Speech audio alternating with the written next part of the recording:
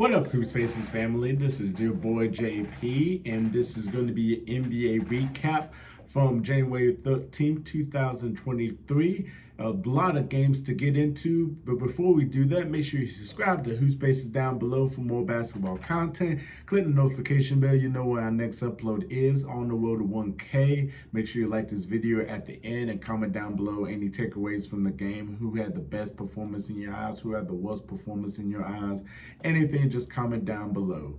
So let's go ahead and get into the first game. We had the Pelicans versus the Pistons. The Pelicans defeated the Pistons 116 to 110. Jonas Valanciunas, the high scorer, scoring 33 points, scored 13 of his first quarter points. Had an unbelievable game. CJ McCollum and Trey Murphy had 19 points each. Najee Marshall, who's definitely improved his games this year, added 17 plus. They played without Zion Williamson, Brandon Ingram, and Herbert Jones. And it gives like everyone that is active like increased time to grow in their games and everything. But Detroit was really banged up too as well. Missing Isaiah Stewart, Jalen Duren, Marvin Bagley III, and Cade Cunningham. Bogdan Bogdanovic, man, a professional scorer, 22 points, scored 14 in the first quarter. Sadiq Bey with 20 points, Jalen Ivey with 17.7 rebounds and 6 assists. Delalo with a season high 19 points off the bench before fouling out. Killian Hayes with 17 points. So that was your game right there. Then we go to the Hawks versus the Pacers. The Hawks edged the Pacers 113 to 111 thanks to John Collins tipping at the buzzer beater.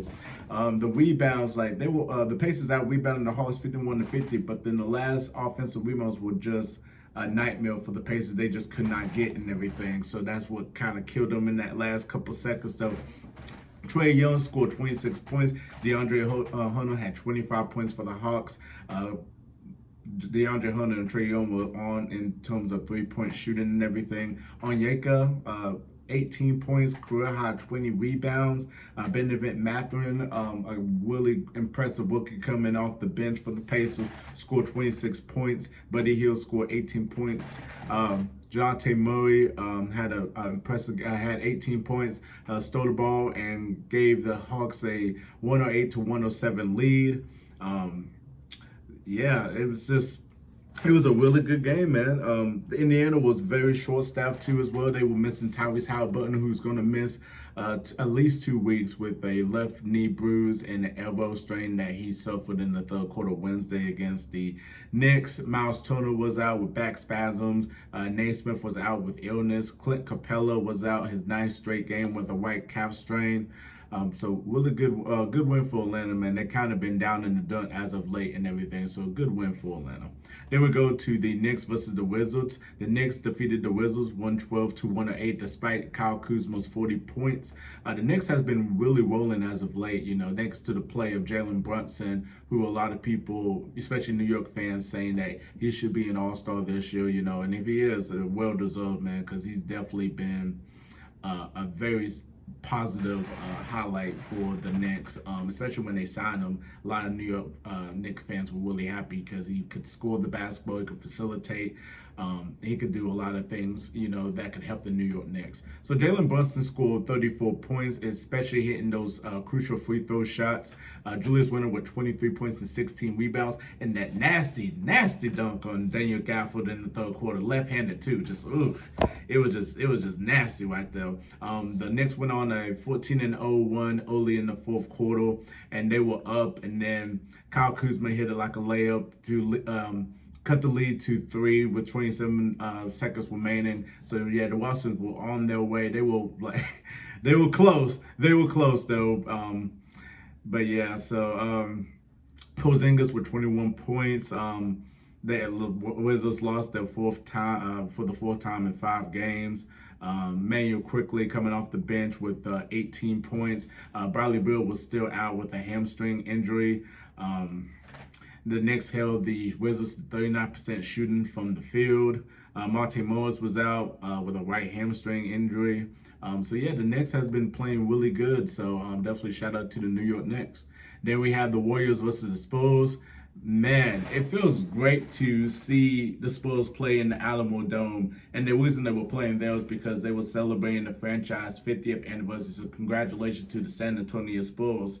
And this is the NBA record last night for the most attendance in a game, beating the previous record that was held in 1998 with the Chicago Bulls and Atlanta Hawks in the Georgia Dome, which is, Michael Jordan. You got to go see Michael Jordan right there in 1998 when it comes to the NBA now.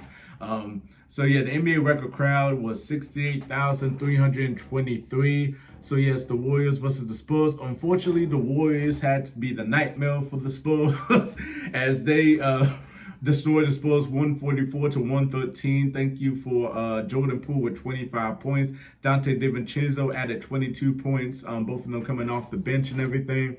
But it doesn't really matter about the defeat and everything. The crowd still enjoyed themselves. They were Spurs legends like Manu Ginobili that was in the building and everything. Did a tribute video to Steve Kerr, which was just awesome. He was just very moved with the tribute and everything. Really great reaction. The crowd was just into it and everything. Even when they got destroyed, that fourth quarter, they just was doing the wave and everything. So they were really enjoying it. And by the way, the previous record was 62,046. So definitely a shout out, to the Spurs 50th anniversary and everything. But yeah, Klay Thompson had 16 points. Steph Curry had 15 points in the game. They were up as many as 39 points, and they took Klay and Steph out late in the third quarter, and they didn't even play the fourth quarter at all. Davin Vessel, who had surgery, he'll be out. There was no significant timetable for us to return. Trey Jones had a really nice game. So yeah, you can't really be mad because the crowd was just into it and they just really enjoyed themselves, and it was just awesome just to see the Spurs play in the Alamo Dome and everything. Golden State set a season high in points, beating their previous high in a 143-141 victory in double overtime against Atlanta on January the 2nd. We'll go to the Thunder versus the Bulls. The Thunder has been really good as of late, winning 2 straight in a row on the road, beating Philadelphia on Thursday. And then last night, they beat the Chicago Bulls 124-110. The Bulls were out DeMar DeRozan. Josh Giddey with a double-double with 25 points and 10 rebounds. Jalen Williams with 22 points. Shea with 21 points. They won 4 of their last 5 games, completed a season sweep series against Chicago. Zach LaVine scored 25 points. Vucevic scored 19 points and 11 rebounds. Bulls trailed as many as 18 points early in the second half before going on an 18-5 run and closing it within 91-90 at the end of the third period. Chicago never really took Oklahoma City down and everything. Chicago was just turning that ball over, which led to Oklahoma City baskets and everything. So yeah, pretty much Bulls just never got close to 8 points the rest of the way, unfortunately. So, yeah. The Thunder's looking really good. Shea's trying to prove his point to be in the All-Star game, leading his team and everything. So, congratulations to the Thunder. Then we had the Suns versus the Timberwolves. The Timberwolves defeated the Suns 121-116. The Suns are really short staff. Devin Booker was out. Chris Paul was out. Cameron Johnson was out. Landry Shamet was out. Cameron Payne was out. Anthony Edwards scored 31 points. D'Angelo Russell added 17 points. Prince coming off the bench for Minnesota added 16 points. Najee Reed with 13 points. He's been one of those players that everybody's looking at too in terms of trades and everything. He'd be a really good asset for a couple teams like Miami, especially if you need a rebounder and you need a producing big.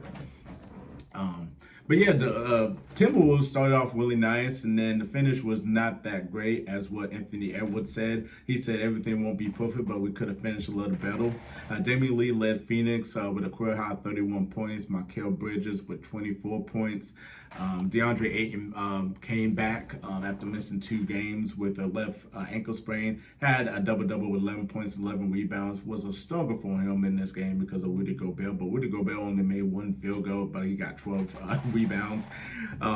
Yeah, the Suns, right now, they're 6-17 after they had a really nice start of the season with a 15-6 record. Edwards scored 7 points during a 12-0 by the Timberwolves in the first quarter that established a 21-9 lead. Minnesota never really trailed again, led the lead out as many as 24 points against a depleted Suns. Minnesota won 4 straight games between a pair of disappointing losses to the Pistons. But hey, it is what it is, man. Another game, another one. Phoenix, scored 41 points in the fourth quarter, but I mean, it was over by then. So then we had the Magic versus the Jazz. Lauri Markkanen scored 28 points and had a really clutch block on Franz Wagner, who had 26 points for the Magic. The Jazz defeated the Magic 112-108. Jordan Clarkson with 23 points with a go-ahead layup. Walker Kessler has been really impressive this season. He made 2 free throws, and he's only like a 55% free throw shooter, but he definitely knocked both of those down, which what they needed and everything. He was on, in terms of offense and rebounding. He had like a career high in blocks. I mean, he was just on, and it's great to see like people just coming underneath and everything, especially like rookies and stuff that make big impacts and everything. So definitely shout out Paolo Banchero. He had 19 points for Orlando. So yeah, it was a nice game. It was a nice game. It definitely nice game. Colin Sexton came back after missing time, and he did pretty well to himself. But hey, it's Utah's been doing really nice this season, especially at the beginning of the season, and they kind of had like hits and misses there. Lauri Markkanen should deserve to be in that All-Star game with his play this season. I'm just so disappointed that he is not higher than he should. I understand the popularity vote, but when you just look at people that really deserves to be in it, and it's in Utah, Lauri Markkanen should definitely be in that All-Star game. But congratulations to the Utah Jazz. Then we had the Nuggets versus the Clippers. Jokic didn't play due to wrist management and everything, but hell, no Jokic, no problem. Nuggets defeated the Clippers 105-103 for 5th straight win. That was actually closer than the last time because the Nuggets blew them out in ball arena last time.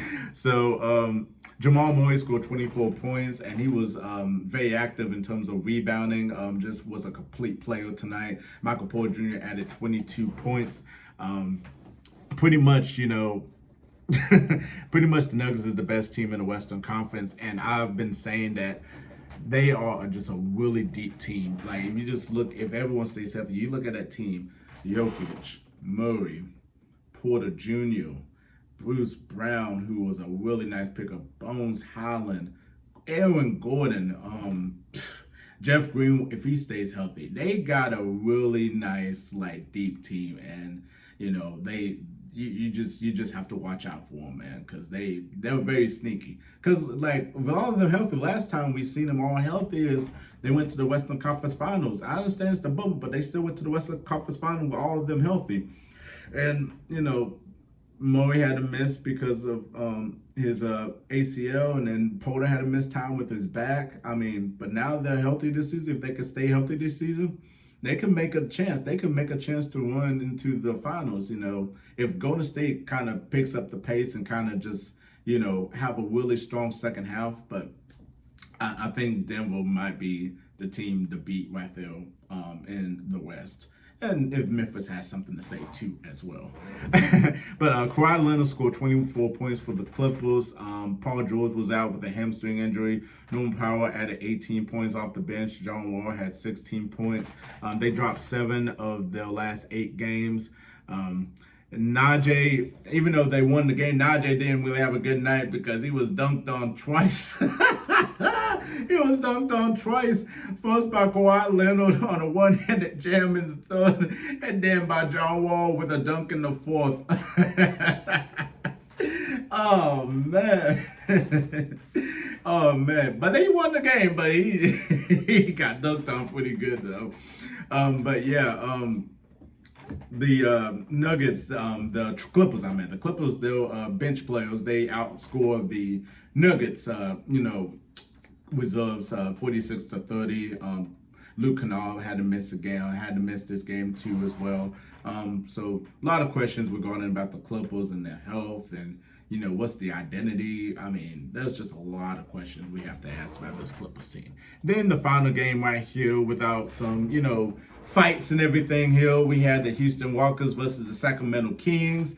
Sacramento Kings defeated the Rockets 139-114. It wasn't really much of a close game. Sacramento scored 43 points in the third quarter. Sabonis, 19 points, 16 assists, 15 rebounds, fourth triple-double. First player since Oscar Robertson to have 15 points, 15 assists, and 15 rebounds. Oscar Robertson did it so many times. I forgot how many times he did it, but you definitely got to look up Oscar Robertson, man. One of the greatest players in history of the game. There's not a lot of film of him when he was with the Warriors, but he was just a beast. Definitely check him out though. The Kings moved 5 games over 500 for the first time since April 2006. The highest scoring team in the NBA. Harrison Barnes scored 27 points. De'Aaron Fox added 24 points. Sacramento was hitting a lot of threes and transitions.